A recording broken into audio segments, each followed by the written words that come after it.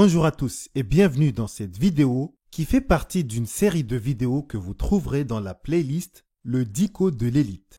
Aujourd'hui, je vais vous parler du mot diversification et j'imagine que vous avez peut-être déjà entendu ce mot quelque part ou peut-être que vous connaissez déjà ce concept. Mais dans cette vidéo, on va approfondir un peu plus pour aller au-delà de la définition de base. Donc, restez jusqu'à la fin de cette vidéo pour ne rien rater puisqu'on va explorer ensemble comment les riches utilisent la diversification pour s'enrichir encore plus et vous allez découvrir à quel point ce concept peut réellement changer vos finances personnelles. Commençons par la définition du mot diversification qui se définit comme étant l'action de diversifier ou de faire varier, mais aussi le fait de se diversifier. C'est un mot qui est énormément utilisé en finance, dans le monde de l'entreprise et même dans la vie de tous les jours, puisqu'on parle souvent de ne pas mettre tous ses œufs dans le même panier. La diversification est bien plus qu'un simple mot, c'est un choix stratégique qui consiste à répartir ses investissements sur plusieurs actifs et supports différents afin de réduire les risques. C'est aussi une manière intelligente de protéger son capital contre les pertes totales et les fluctuations du marché. Il faut savoir que le manque de diversification peut coûter très cher à long terme et c'est l'une des raisons pour lesquelles il est quand même important de diversifier. D'ailleurs, je vais vous donner un petit exemple concret pour mieux illustrer mes propos. Supposons que Pierre, Paul et Jacques disposent de 15 000 € chacun. Ils décident tous les trois d'investir leur argent pour acheter des actions dans une entreprise technologique en plein essor et qui semble avoir un avenir prometteur.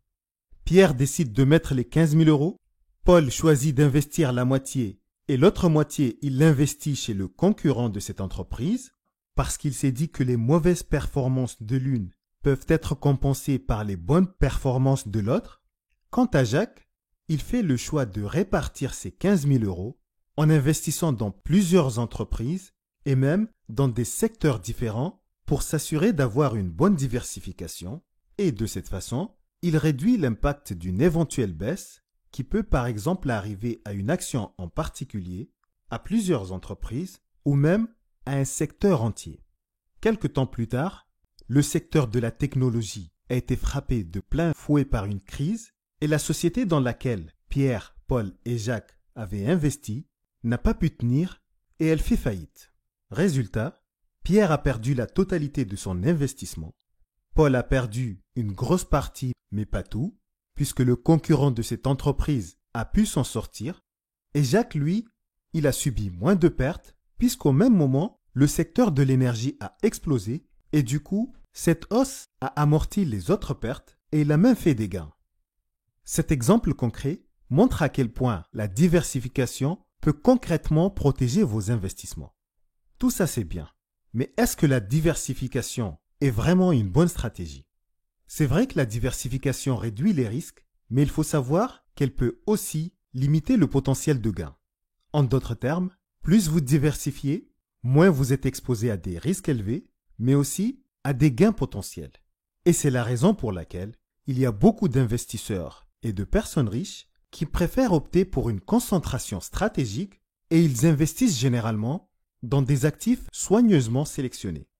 Et c'est justement ce qui nous amène à cette question essentielle qui est de savoir comment faire pour diversifier efficacement parce que la diversification ne se limite pas à une simple répartition ou des choix qu'on fait un peu au hasard. En fait, il y a plusieurs points à prendre en considération, mais pour faire simple, je dirais qu'une personne qui aimerait diversifier efficacement doit avoir des objectifs financiers, elle doit comprendre le sens de la diversification et elle doit connaître sa tolérance au risque et son horizon temporel. Maintenant, je vais élargir un peu le champ de vision et essayer d'aborder le sujet d'un autre angle. Parce qu'en réalité, la diversification ne s'applique pas uniquement aux investissements.